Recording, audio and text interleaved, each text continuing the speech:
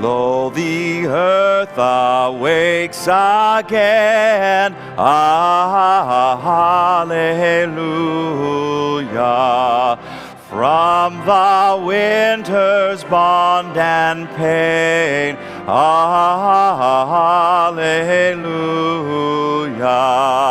Bring we leaf and flower and spray. Hallelujah. To adorn this happy day. Hallelujah.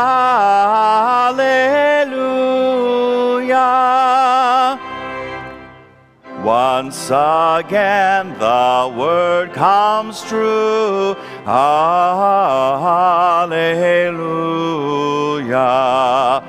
All the earth shall be made new. Hallelujah.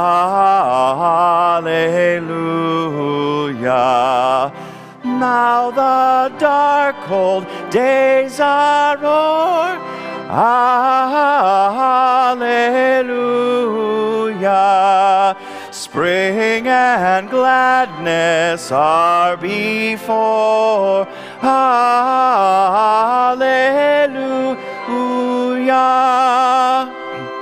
As Unitarian Universalists, we believe truth is larger than any one book or way. Religion and science go hand in hand.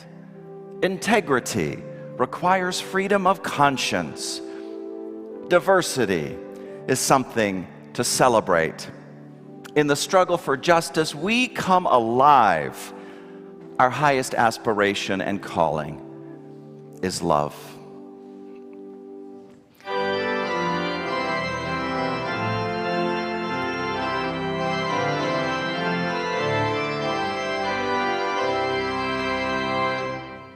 Change then mourning into praise. Alleluia. And for dirges anthems raise. Alleluia.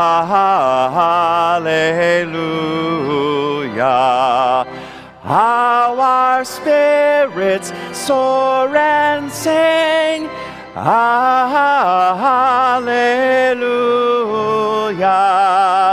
How our hearts leap with the spring. Hallelujah.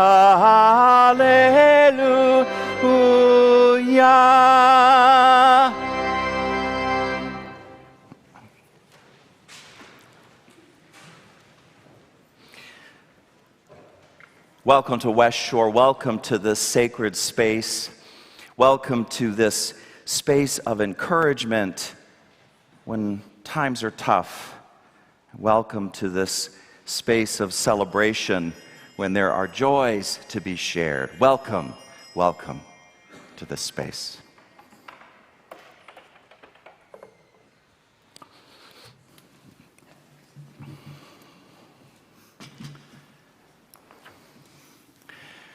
Today we celebrate Flower Communion.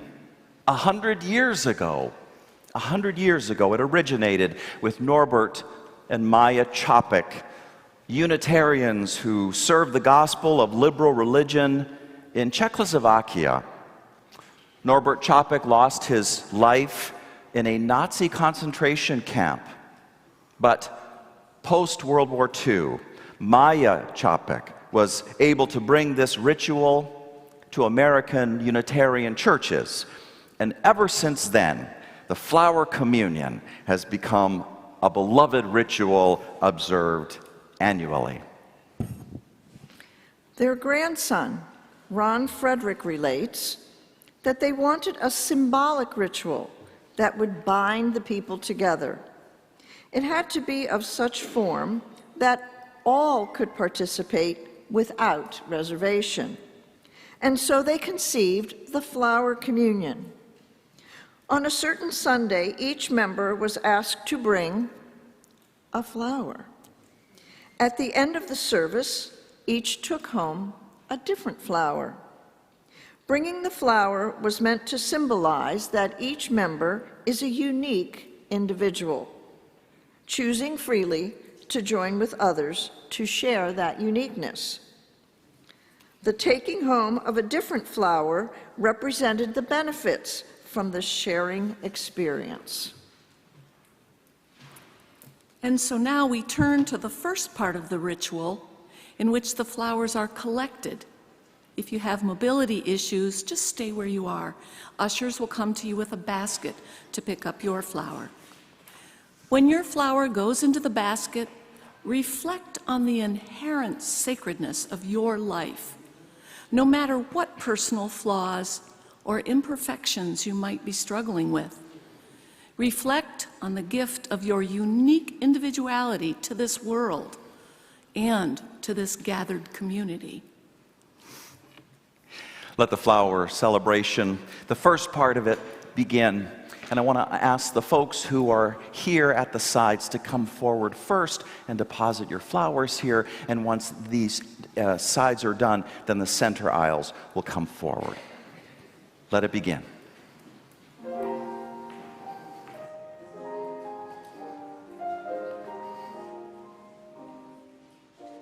Who's first?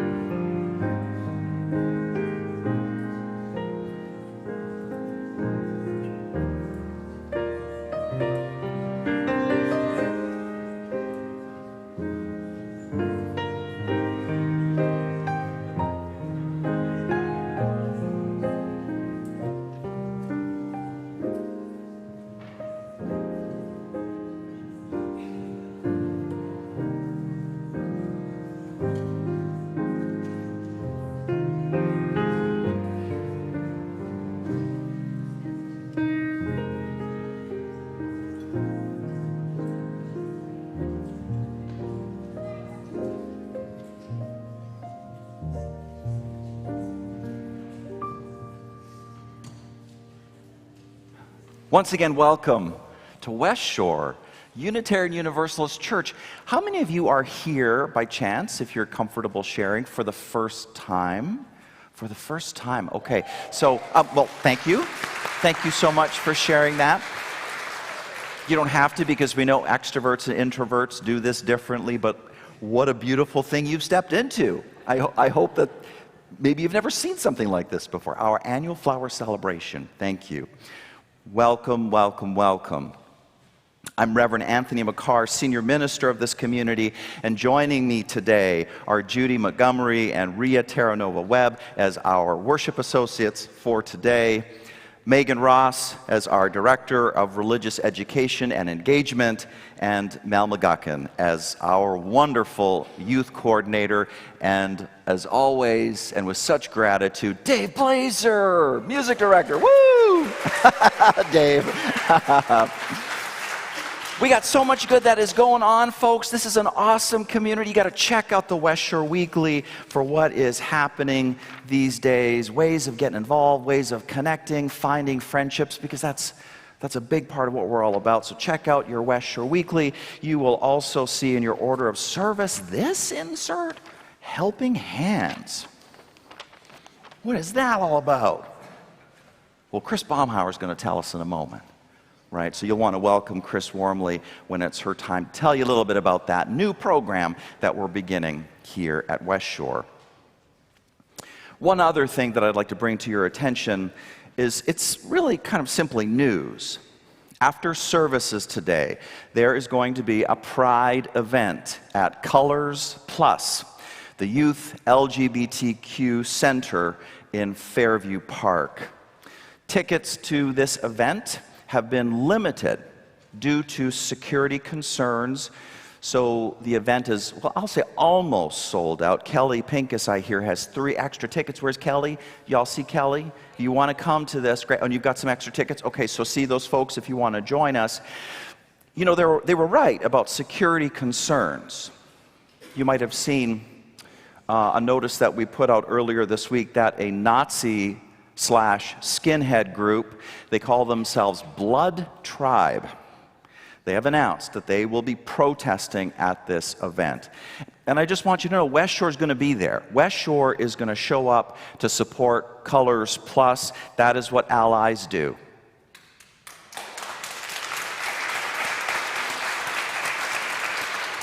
Just know that I'll be there. I'll be there. Folks who are going, you might want to carpool from the church to get there. I would reach out to Kelly or Karen or where's Kathy Little? Kathy Little. So a couple folks can help with that, the carpooling piece. So it's time to greet each other warmly, and I want to encourage this, and you're probably going to hear this from me from now on, and that is look for someone you don't know. I'm going to stop suggesting that and be more directive. Look for someone you don't know and say hello to them.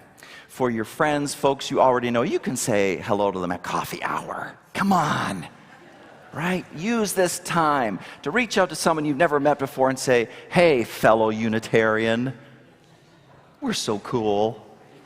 Or something, I don't know. That's my awkwardness. That's probably not the best first line.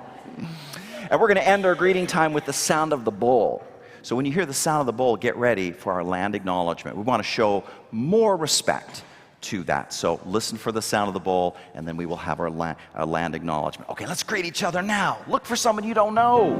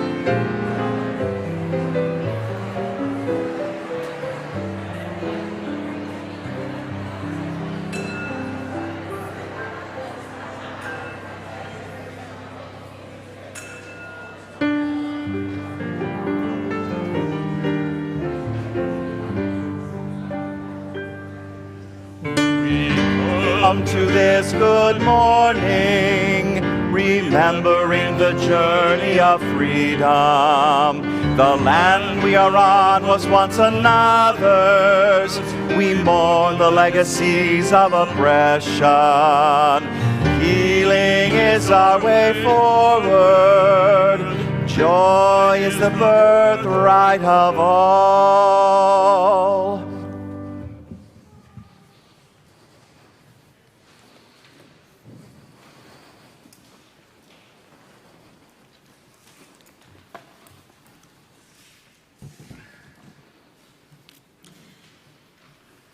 Today, we recognize one of our youth and mark a milestone in his life.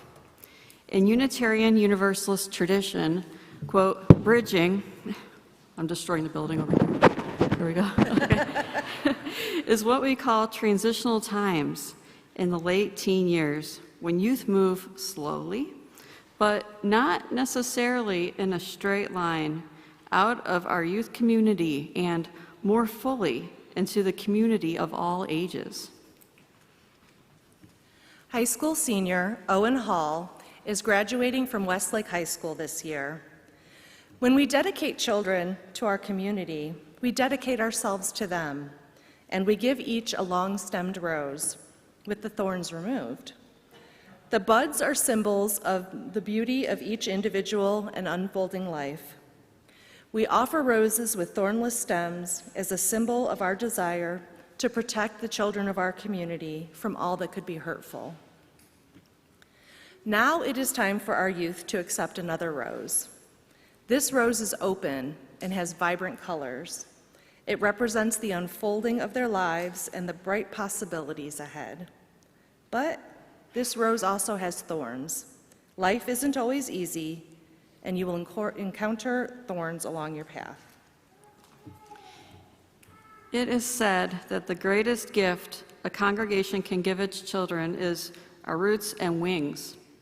We have done our best to root you here at West Shore, to provide a place and community where you belong. I hope these roots will draw you back. Whenever you need us, we will be here with open arms.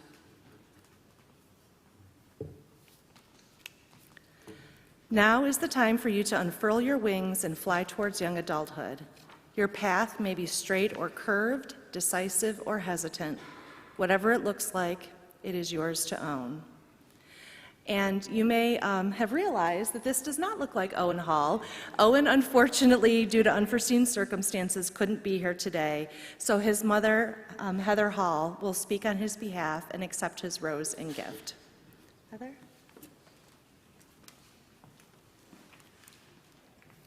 I'm a little over-caffeinated, so excuse my jitteriness.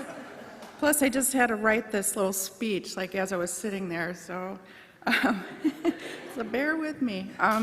So Owen just graduated 2 weeks ago, and he didn't waste any time to get busy and start working. He's down in Columbus right now. He had a DJ gig, and he was supposed to drive home really early this morning, and they decided to stay because it was really late. It went later than they thought. So I was put in the place of giving his little speech. So he just graduated. He was really into running and soccer in high school. And over the pandemic, he got really into music, like making beats. It's hard to explain. It's the younger kids will know what I'm talking about. He makes beats, and he does DJing. They do rap music. They do sessions with rap singers. He met this guy who does this for a living, and he is interning with him. So he will be going to Tri-C in the fall for recording arts technology. So they have a really good program, and hopefully he'll eventually get a 4-year degree. He'll transfer to another college. So I would credit some of his love of music to Joe, because that was one of his favorite things here at West Shore, was being in Joe's choir. And of course the munchkins that Joe provided afterwards. That was a huge plus.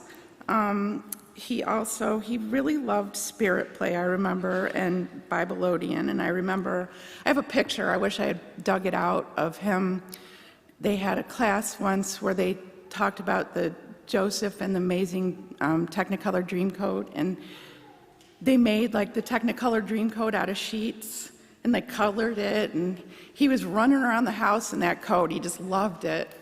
And he just really, the teachers in our RE program are so good. They always brought the enthusiasm out in him. And so I wish he was here today. I'm a little bummed that he missed it, but so I'm sure he would be grateful, though, that they're recognizing his bridging over into his next stage of life. I'm a little teary-eyed about it, so wish he could be little forever. But so thank you.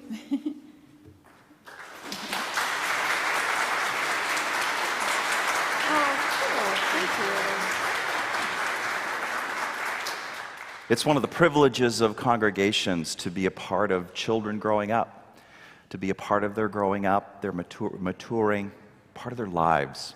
So thank you, West Shore. Thank you for all the ways in which you are part of Owen's life. And Heather, congratulations to you. I know you're really proud. And we need to talk about beats, because beats are cool. We'll talk about that later.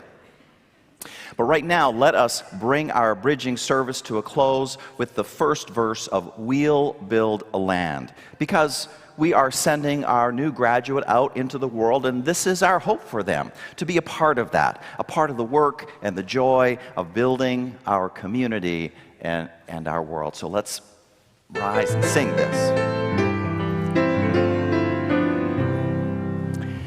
We'll build a land where we bind up the broken. We'll build a land where the captives go free, where the oil of gladness dissolves all mourning. Oh, we'll build a promised land that can be. Come, build a land where people together, anointed by God, may then create peace, where justice shall roll down like waters, and peace like an ever-flowing stream. Does this get your curiosity? It's just getting cooler. The service is just getting cooler.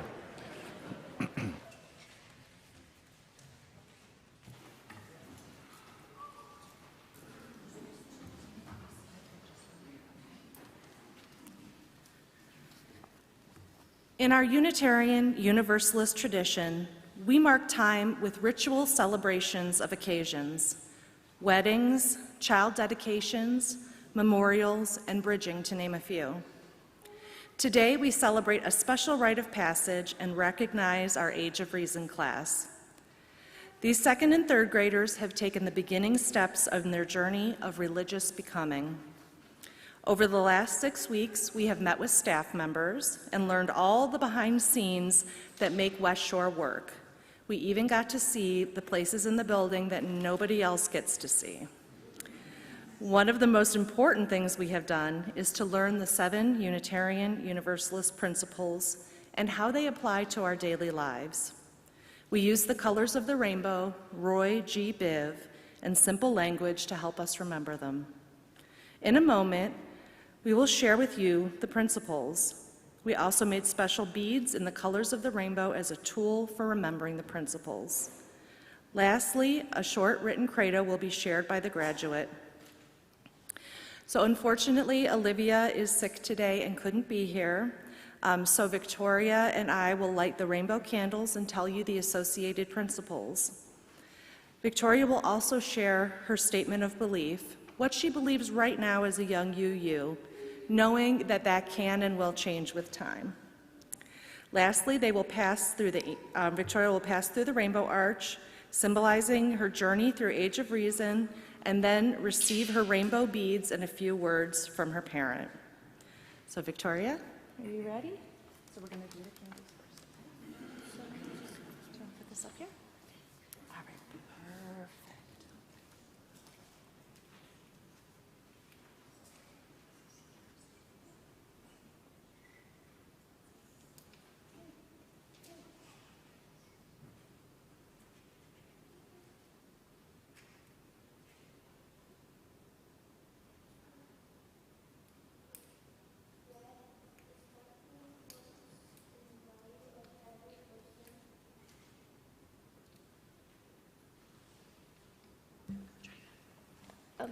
Red, respect the importance and value of every person.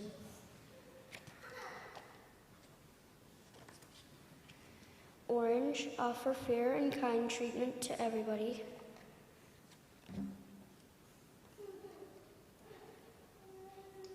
Yellow, yes to spiritual growth and learning together. It's okay, Ryan.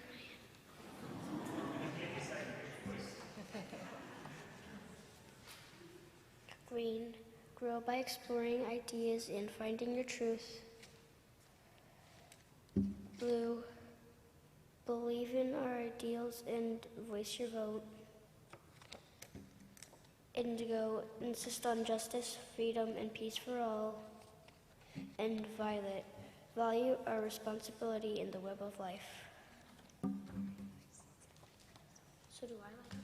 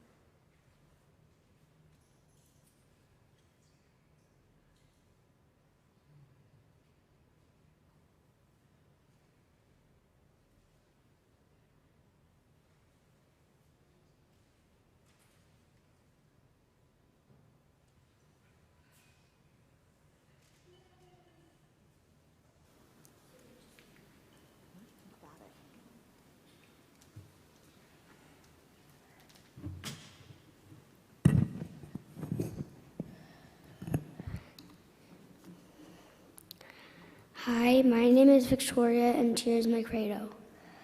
As a UU kid on June 11th, I believe that God is real and church is a great place to learn about Him, especially West Shore Unitarian Universalist Church, which is a great place to learn, play, and be yourself. West Shore is a place where everyone is respected for their own journey. I can't wait to be an official member. Thank you, West Shore.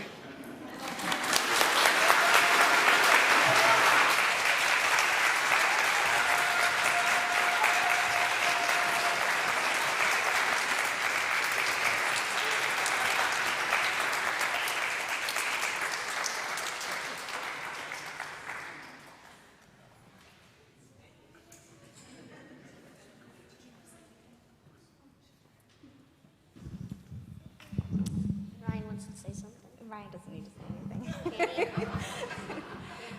Victoria, you are growing up way too fast. You have so many questions, and when you started asking them, I knew that this was the only place I wanted to build a community for you to ask those questions, and I hope you never stop asking questions. Why did you say that I was growing up too fast? Because you are. Because you are.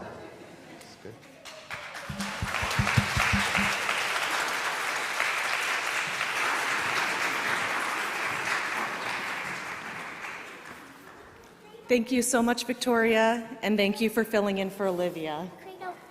Oh, I've got it for you, sweetie. Okay. Got your credo.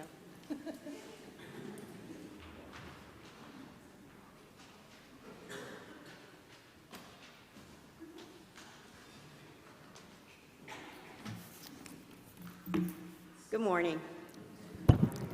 I'm Chris Baumhauer, and as I'm sure you've noticed, in the order of service today, there's an insert connected to the Helping Hands Project. This proposal was originally introduced by Ann Osborne and I. Hello, Ann. In February of 2020, and a month later became a casualty of the pandemic. But it is an effort we believe is worth reviving, as it grants members an opportunity to act on our mission of connect, grow, and serve in a manner unlike most committees, task forces, and groups here at West Shore. It encourages people who can't commit to an ongoing, long-term responsibility to help other members based on their skills and availability on a one-time or very short-term basis. The insert suggests the many ways in which you could offer help. As you survey this list, please consider completing the form either now, which would be great, or when you have time, checking any one or more service boxes and placing the completed form in this box, which you can't miss, which I will be holding expectantly at the rear of the church today and will then be placed on the counter at the main office. You can also access an electronic version of the form with a link that will be available in next week's e-news, in the July Shorelines, and in the order of service each week in June. The goal is to collect a long list of volunteers and in the fall, provide a booklet organized by service provided and the names, contact info, and zip codes of potential helpers. As you have a need, you can contact the appropriate individual and make arrangements based on each of your schedules. We hope that you will give careful consideration to volunteering. And if you have any questions, please feel free to contact Ann or myself. Thanks.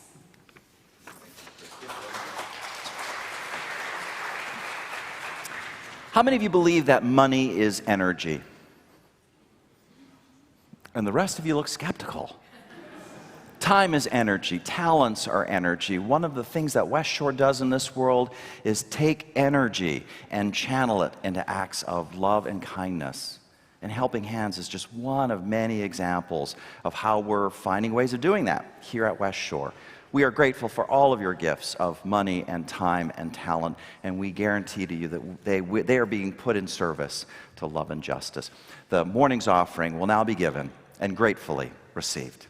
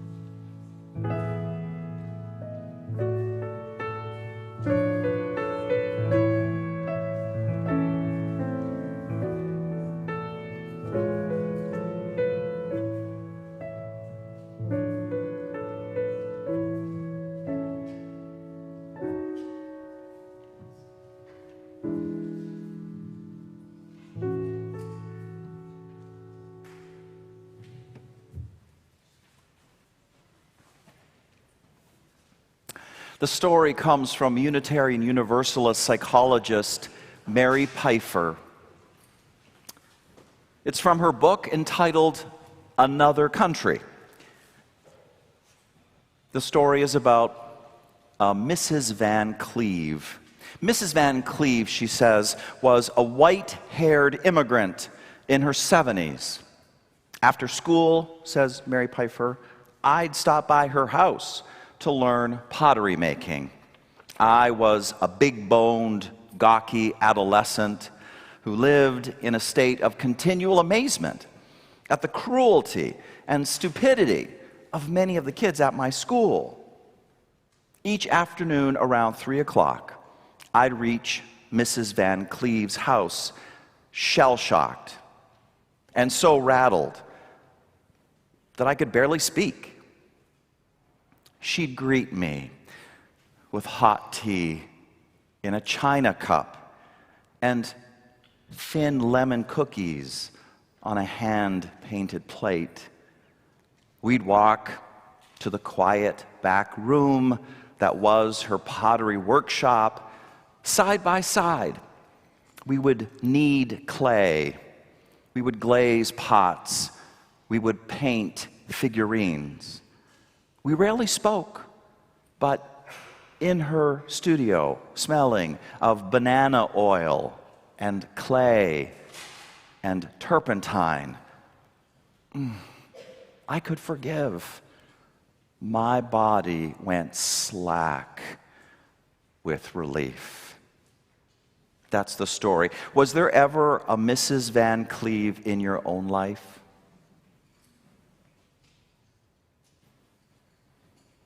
Is there one in your life right now?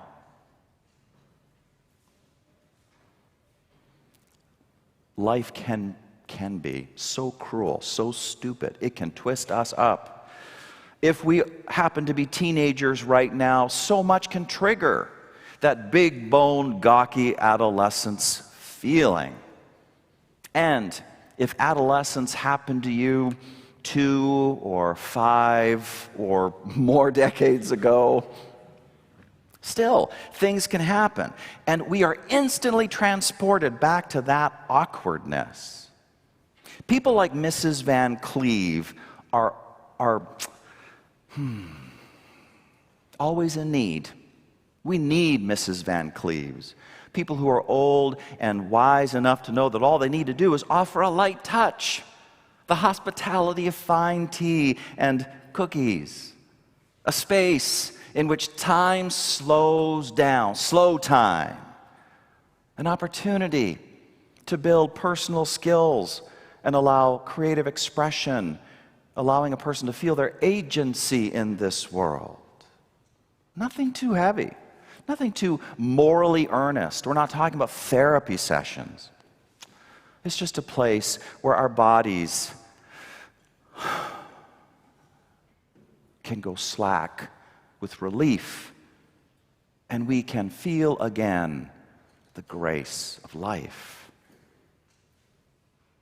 Care across the generations. Care across the generations. It flows the other way as well. Younger can be a mentor to the older. All I ever really needed to know, says Unitarian Universalist minister and beloved author Robert Fulghum. Everything I needed to know, I learned in kindergarten. Yeah, just by watching the children. Wisdom, he says, was not at the top of the graduate school mountain, but there in the sandbox at the nursery school.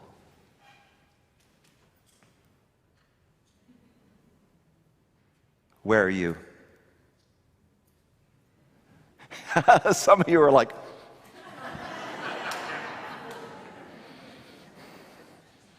now, I want us to take this issue of care across the generations and let's ground it in here and now realities. And you know, suddenly things get complicated because so much conspires to keep those generations apart.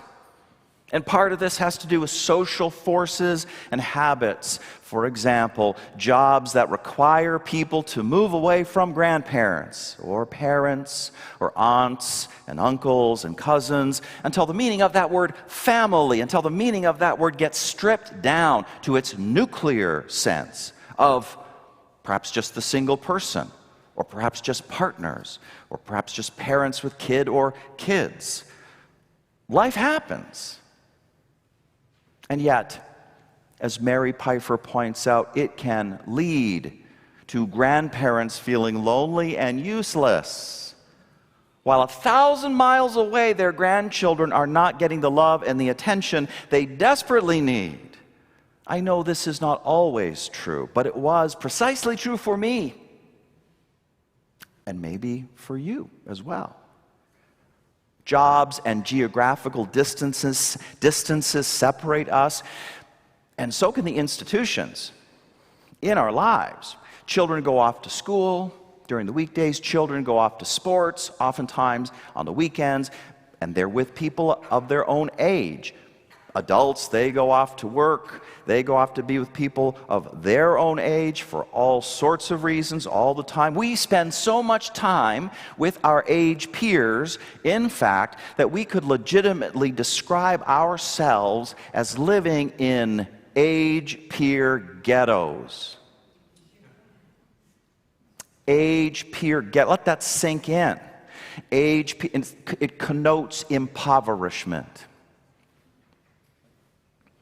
among other things. Age peer ghettos become our comfort zone. That's how we know, that's where we know how to be and how to act and what to say.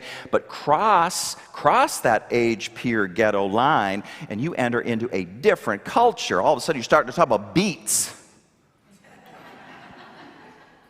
Heather, you were trying to help us. Some of you know about beets.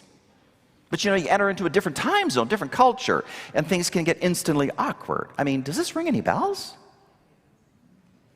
To complicate matters even further, the pace of life alone can get so crazy that at times all you want to be is alone. Forget about being with other people.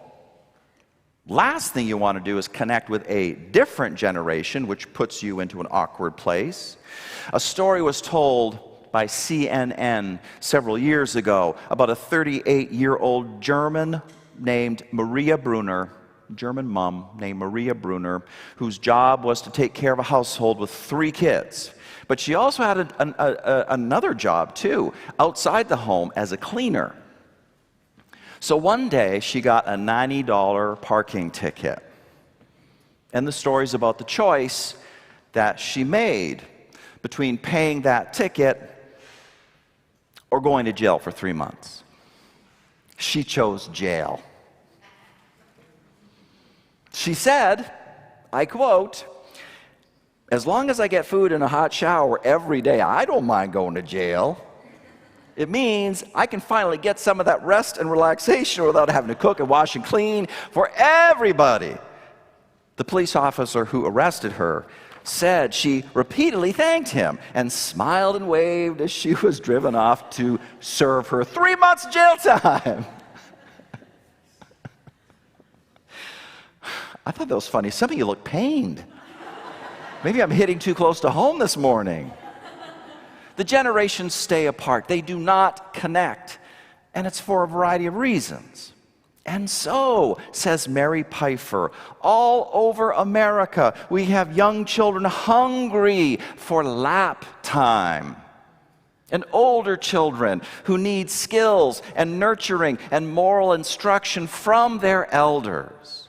There's an awful gap here, which can go on to create perception gaps between the generations, which can then inspire some pretty hurtful comments. For example, the middle-aged adult who says that kids basically leave the human race at age 11 and don't return until they're 18. That prejudice strikes home. Teens will be made to feel like they are incompetent, unconfident, and not needed, and that painful sense of disconnection and invalidation can even lead to violence done unto themselves or unto others. Amen? Oh, that was a lame amen. Come on. It's serious. This generation gap thing I'm talking about.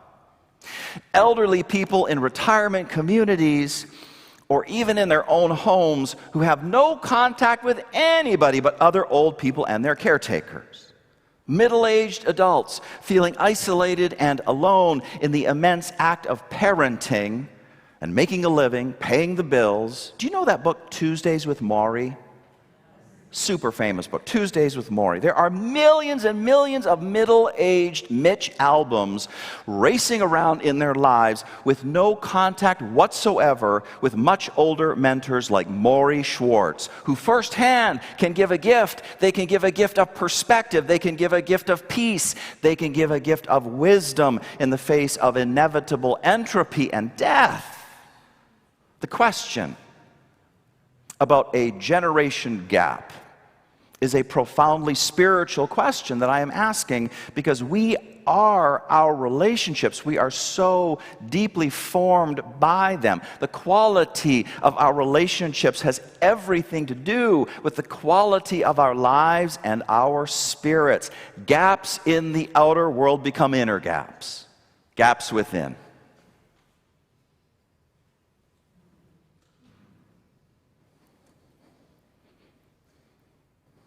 I wonder if we should all learn about beats today.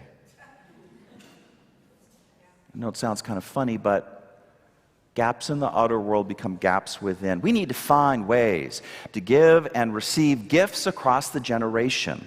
Mary Pfeiffer's book is a great one if you want to look further into this topic. Again, Another Country, Navigating the Emotional Terrain of Our Elders. It's in your order of service in the deeper dive section. Okay? Another source of practical information about this is the website, www.legacyproject.org. Again, in your order of service already. Some of its ideas and suggestions include the following. First, regular family time. This is key to building and maintaining family bonds. And listen to this. Research shows that the kitchen, not the living room or dining room, is the most relaxed place to make lasting memories. That space is slow time space. We smell, we taste, we talk, we learn about things in the kitchen. Something as simple as baking cookies together can create a long-lasting, loving memory. A second suggestion, if you are a grandparent who lives far away from your grandchildren, mail them a book a month. You might even send along a video of yourself reading the story. This gives you something to share and talk about in person when you guys can come together, or over the phone or via Zoom. Suggestion number 3, children or youth finding an elder who is not related to them and interviewing them, asking them questions about their lives and their stories. This is just the tip of the iceberg, just some of the many ideas and possibilities that you can make happen as a part of building the bridge across the generations, building that bridge piece by piece, spanning that gap, making that gap go away, because we are our relationships. Gaps in the outer world become inner gaps, gaps within. Above all, I hope that West Shore will be intentional about intergenerational bridge building, multiplying that, doing more of that. One of my ministry colleagues has described church community as one of the best places for breaking out of peer-age ghettos. One of the best places. And I think he's right. If we are building a spiritual community that changes lives, one of the ways it will surely do that is by healing the generation gap and being intelligent about finding spaces, creating spaces that emphasize a slow time environment, which is relaxed, which engages all the senses, which is creative and fun. And, you know, if the kids are making noise or if they're being antsy, no one cares. It would be more like a kitchen table situation rather than a fine dining room situation, which is a little bit like worship is. It's more like dining. It's more like the dining room. This is not the kitchen table. It shouldn't be. Finding more of those kitchen table situations. Again, research literally shows that that more relaxed kind of space is exactly the kind which leads to genuinely deepened connections across the generations.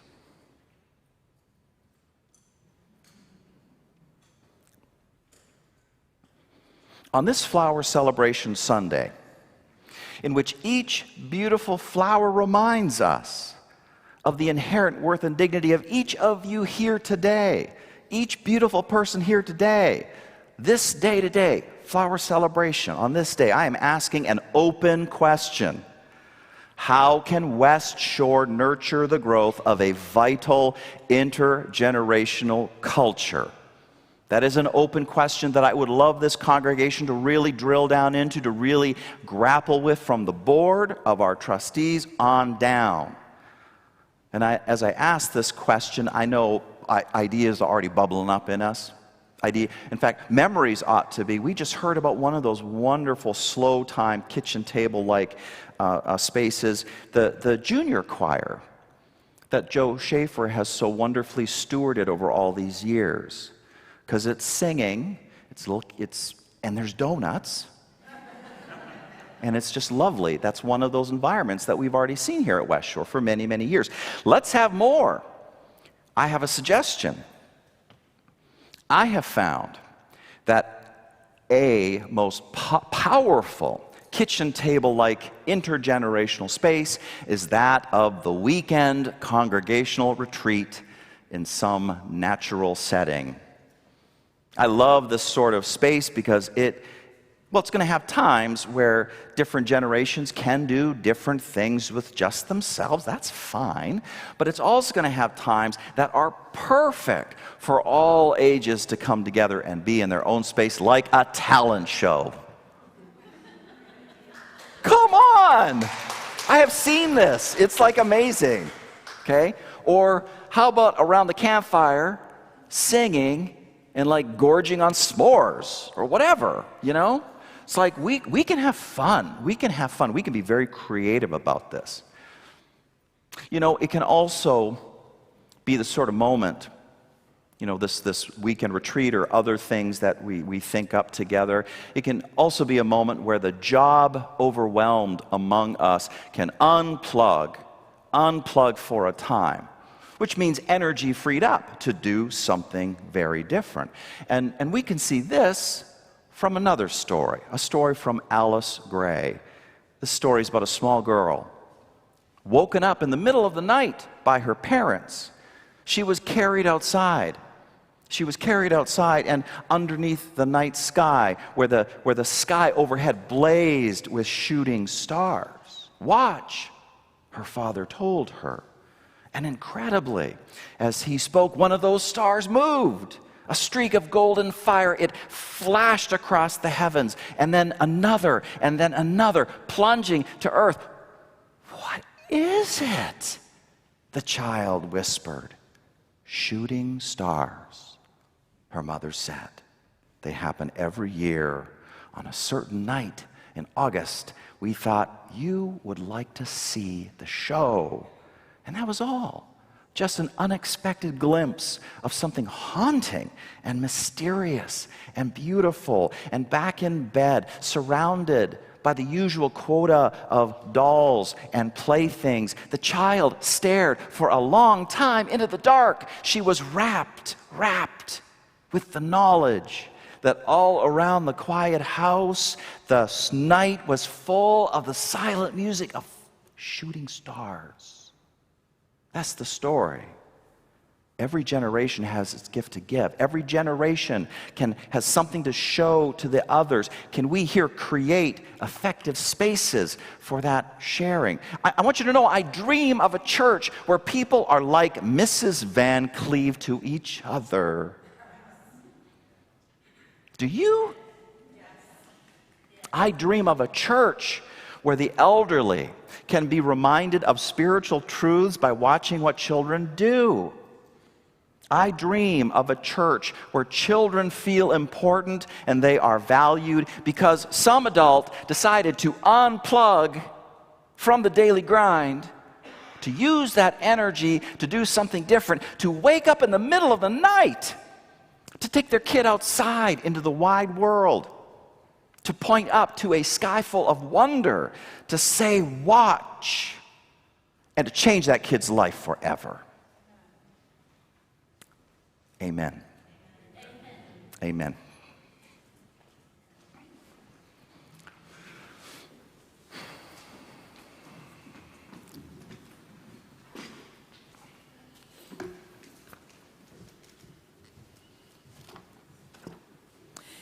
And now we turn to the second part of our flower communion ritual.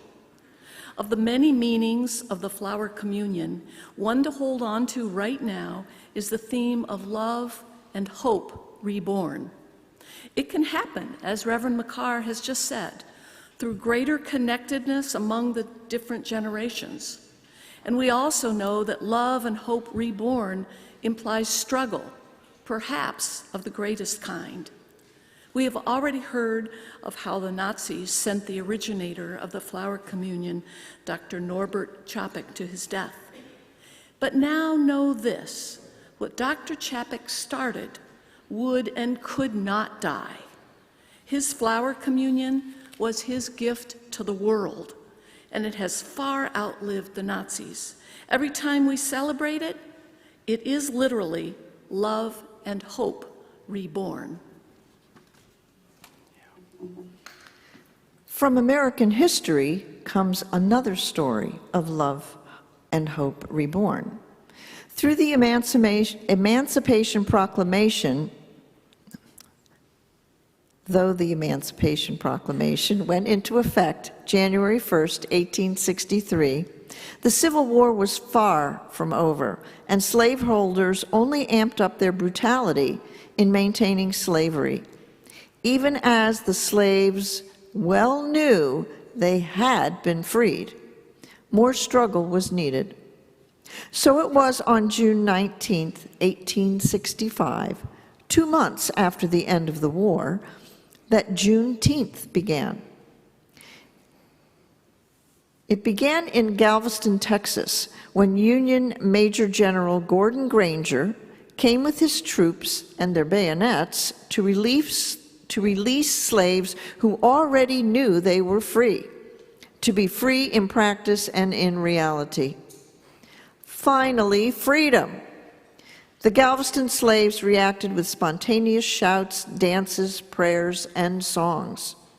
From this impromptu celebration comes the festival known as Juneteenth.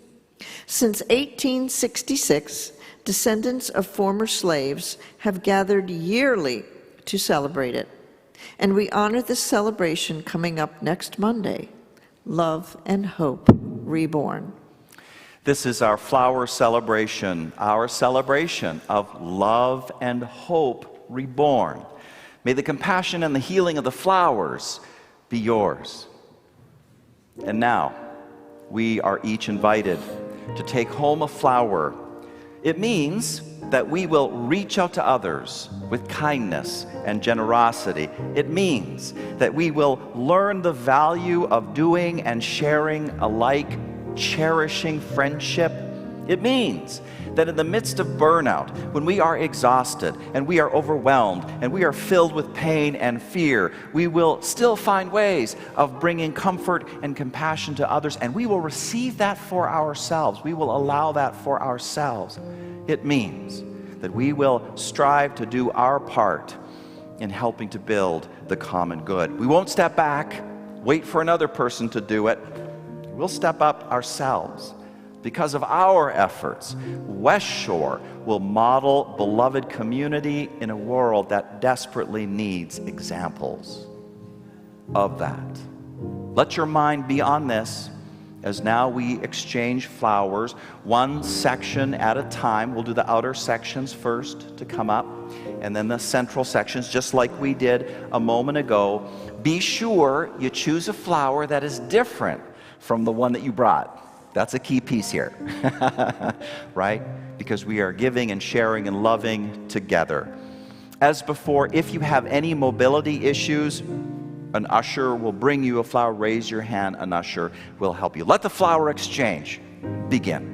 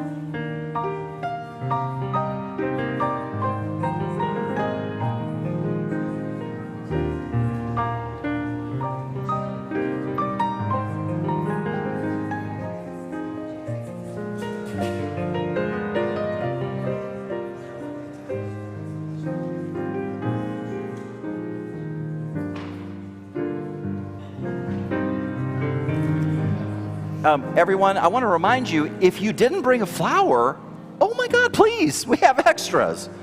Don't be sitting there if you didn't bring a flower. Please, please, this is for everyone. Everyone is welcome. Okay.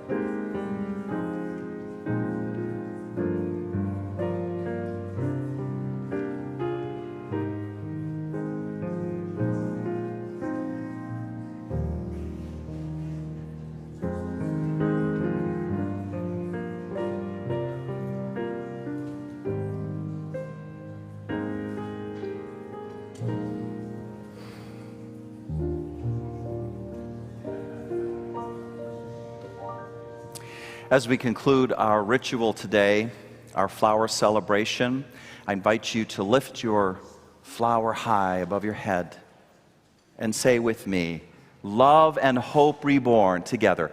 Love and hope reborn. So may it be.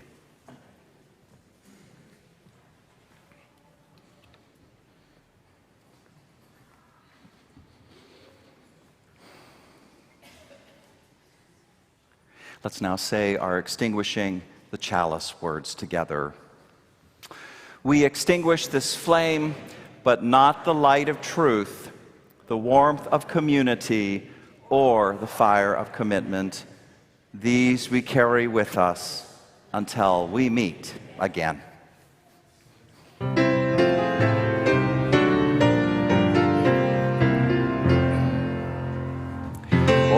give us pleasure in the flowers today, and give us not to think so far away, as the uncertain harvest keep us here, all simply in the springing of the year. Oh, give us pleasure in the orchard white, like nothing else by day, like ghosts by night, and make us happy in the happy bees, the swarm dilating round the perfect trees. And make us happy in the darting bird, that suddenly above the bees is heard, the meteor that thrusts in with needle bill, and off a blossom in midair stands still. For this is love, and nothing else is love, the which it is reserved for God above, to sanctify to what far ends He will, but which it only needs that we fulfill. Norbert Chopik, whose life, whose triumph over tragedy and death, which our flower celebration embodies in part for us today, he had this to say. He said, "Even though disappointed 1,000 times, or fallen in the fight, and everything would worthless seem, I have lived amidst eternity. Be grateful, my soul." May we go out of this place today grateful, grateful in the soul. May it be so. Go in peace.